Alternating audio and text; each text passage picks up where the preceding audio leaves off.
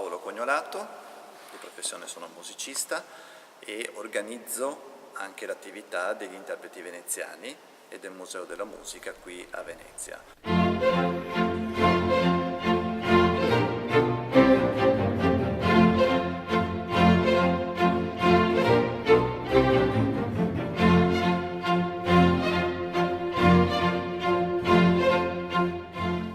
Di musica barocca, quindi suono il clavicembalo.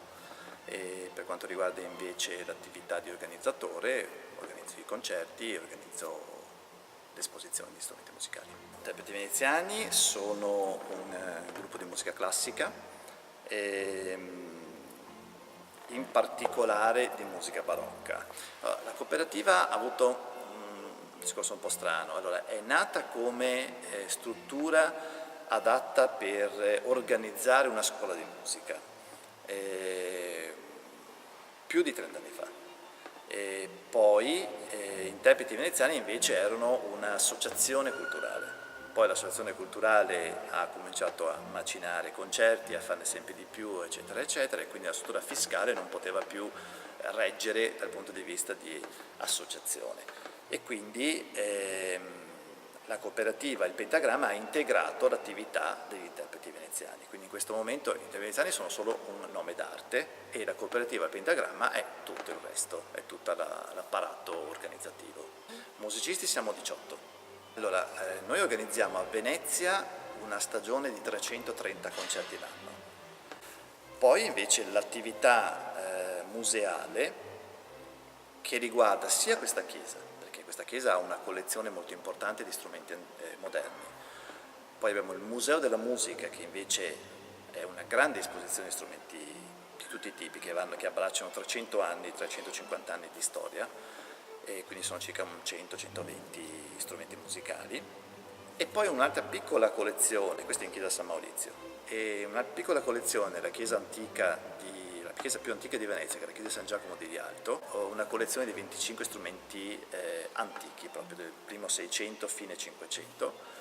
Ecco, questi 3 posti sono aperti invece 365 giorni all'anno.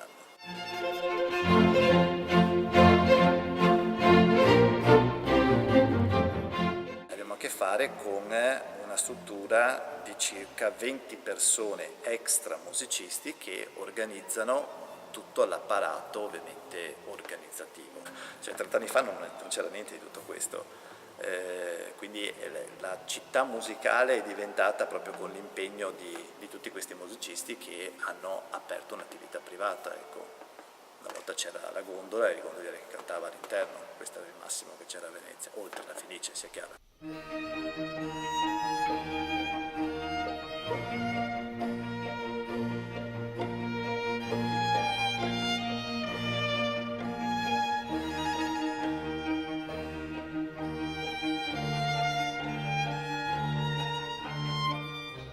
Lo scorso anno abbiamo avuto circa 70.000 persone qui all'interno della chiesa di San Vidal, per quanto riguarda paganti, mentre le persone che sono entrati nei luoghi della musica, appunto tipo il museo, sono decisamente di più perché è ingresso libero.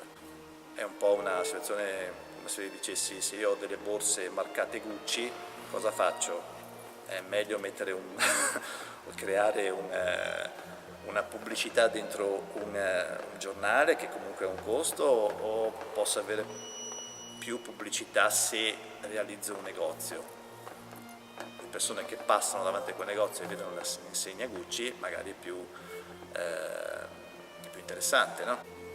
Ho iniziato e posso dire che quando ho iniziato i miei concerti si presentavano americani, francesi e in generale magari tedeschi o comunque europei. Ecco.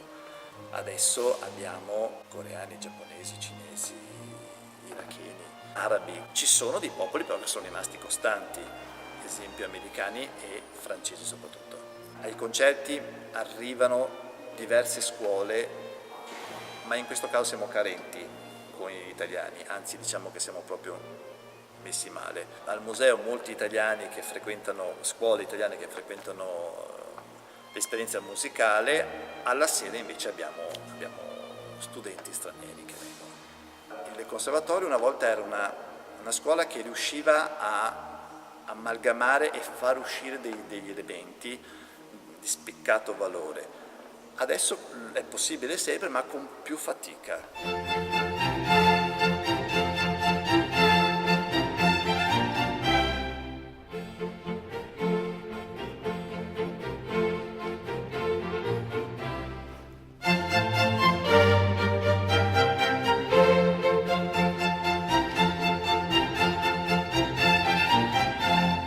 Allora, la vita di cooperativa ha dei vantaggi e ha degli svantaggi.